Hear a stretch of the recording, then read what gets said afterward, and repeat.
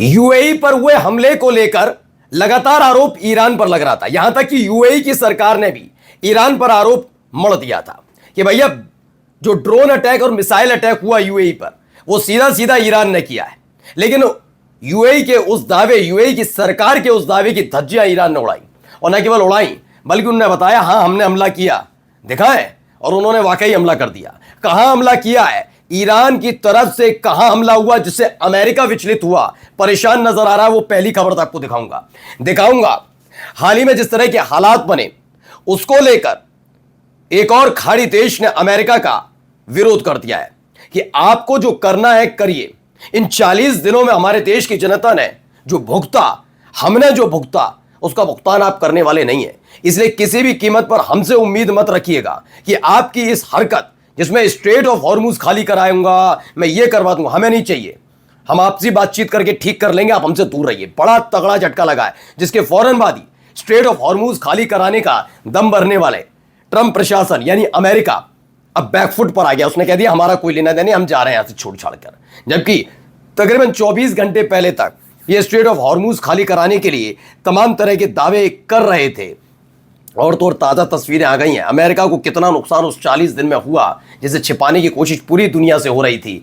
और बस एक सवाल, ईसाई संप्रदाय से ताल्लुक रखने वाले खास तौर पर देशों से, आपको इजरायली बहुत पसंद है ना, क्योंकि अमेरिका की बात है।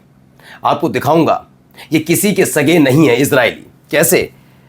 पहले एक चर्च पर अटैक, ईसा मसीह की मूर्तियां तोड़ना, और उसके बाद जो किया है इन्होंने घिनौनी हरकत क्रिश्चियंस के खिलाफ, उसे देखकर आपका अगर पारा ना चढ़ जाए, अगर असली ईसाई हैं तो फिर कहिएगा। नमस्कार, मैं हूं प्रज्वल गौतम और आप देख रहे हैं खबर चौक। पहले देखिए खबर निकलकर सामने आई, एक अटैक हुआ है, ताज़ा अटैक है ऐसे वक्त में जब यूएई की सरकार तक ने यह दावा कर दिया कि उसके देश पर हुआ, जो फुजैरा पोर्ट पर अटैक हुआ वो ईरान ने किया, जबकि ईरान ने कहा हमने नहीं किया। इसी बीच एक और जगह अटैक हो गया है, खबर देखिए।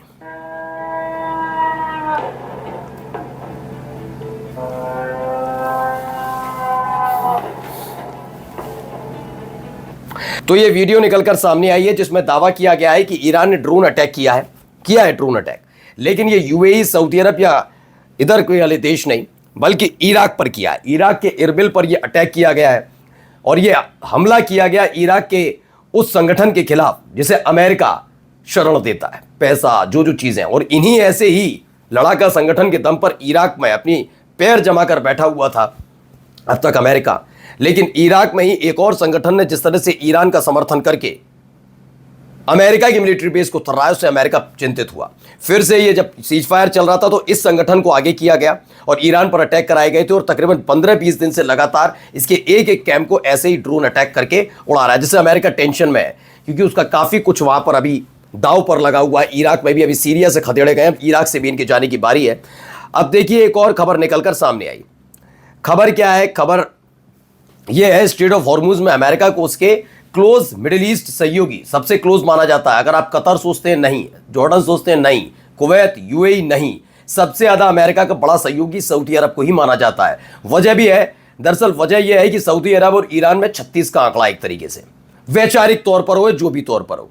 कई बार यह देखने को मिला कि ईरान पर हमला करने के लिए या ईरान के खिलाफ कार्रवाई करने के लिए, ईरान पर प्रतिबंध लगाने के लिए सऊदी अरब ही अमेरिका से कहता रहा, कई दफा हुआ है। लेकिन इस बार सऊदी अरब ने जोर का झटका दिया है। सऊदी ने अपने बेस के अमेरिकी इस्तेमाल पर रोक लगा दी। अमेरिका ये दलील देता रहा कि वह हॉर्मुज में फ्री नेविगेशन के लिए सऊदी के एयरबेस से ऑपरेशन चलाना चाहता है। लेकिन एनबीसी की रिपोर्ट के मुताबिक सऊदी ने अपने बेस और एयर स्पेस के इस्तेमाल से मना कर दिया। दरअसल सऊदी नहीं चाहता कि जिस स्थिति में यूएई वहां पहुंच जाए, और ईरान के साथ बैटल जोन में बना रह जाए, लिहाजा वह अपने ऊपर होने वाले ईरान के संभावित हमले को रोकने के लिए समय रहते ये फैसला ले रहा है और आईआरजीसी को क्लियर मैसेज दे रहा है ताकि वह खुद को इस वॉर जोन से अलग थलग रख सके। सऊदी के इस फैसले से हॉर्मुज से गुजरने वाले शिप को अमेरिकी सपोर्ट का प्लान डिरेल हो गया है। अच्छा, इसके पीछे कहानी क्या केवल इतनी है कि सऊदी अरब ने इसीलिए किया? नहीं, इसकी आने की आगे कहानी एक और है। अगर आप मैप देखेंगे तो आपको इजराइल नजर आएगा, इजराइल के पास ही आपको सऊदी अरब नजर आएगा और उसके ठीक पास नजर आएगा यमन। यमन बाब मंदेब पर यानी लाल सागर पर पूरी तरह से कंट्रोल रखता है। अगर लाल सागर सऊदी अरब के लिए बंद हो जाता है, बाब मंडेब बंद हो जाता है, तो सऊदी अरब को बहुत भारी नुकसान उठाना पड़ेगा, जब स्ट्रेट ऑफ हॉर्मुज की बातचीत चल रही थी तब भी सऊदी अरब की टेंशन बढ़ गई थी कि बाब अल मंदेब बंद हुआ तो बहुत दिक्कत में सऊदी अरब आएगा। और वो जानता है कि अगर हुती लड़ाकों से ईरान ने कहा तो वो लाल सागर पर जिस तरह से कब्जा है वो तो आई बाब अल मंदेब भी बंद कर देंगे, जो एक तरीके से एंट्री पॉइंट माना जाता है लाल सागर के लिए, रेड सी के लिए, यानी घिर जाएगा सऊदी अरब। इसीलिए इस चीज से बचने की कोशिश करता हुआ नजर आ रहा है।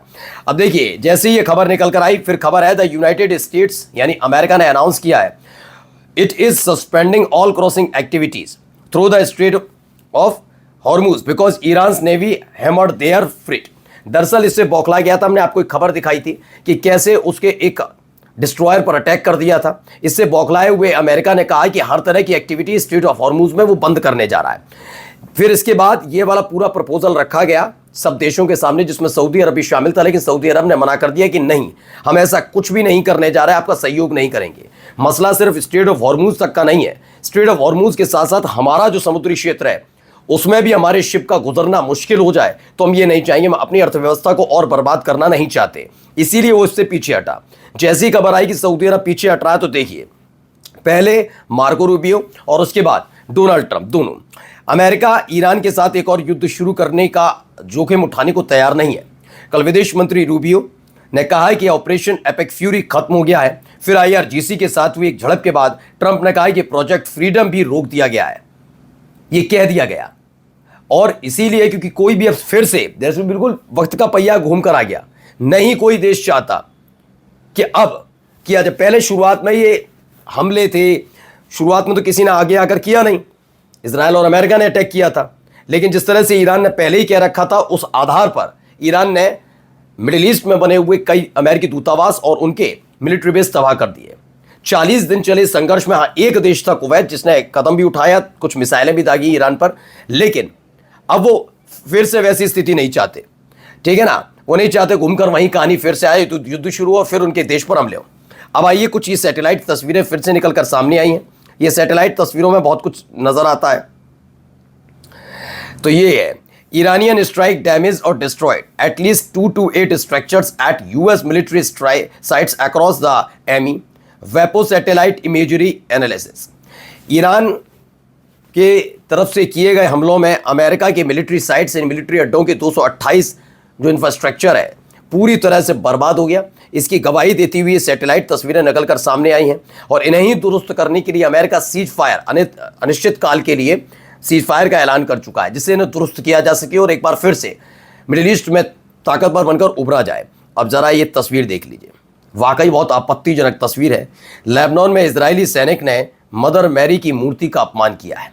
इससे पहले भी ये हरकत कर चुके हैं इजरायली सैनिक पर यह आरोप है। कुछ दिन पहले क्या हुआ है, मूर्ति के मुंह में सिगरेट लगाते हुए फोटो हुआ वायरल। कुछ दिन पहले भी दक्षिणी लेबनान में इजरायली सैनिक द्वारा ईसा मसीह की मूर्ति तोड़ते हुए फोटो वायरल हुआ था, जिस पर भारी विवाद खड़ा हो गया था। और अब ये तमाशा है। बस यही सवाल है अमेरिका के लोगों से, या वो देश जो हैं तो ईसाई परस्त लेकिन इजराइल के साथ खड़े हैं। देख लीजिए ये कितना मोहब्बत करते हैं हर धर्म से। नमस्कार। New public inter college Lucknow, admission open. For more information call 0522 282232 और 7755 089585।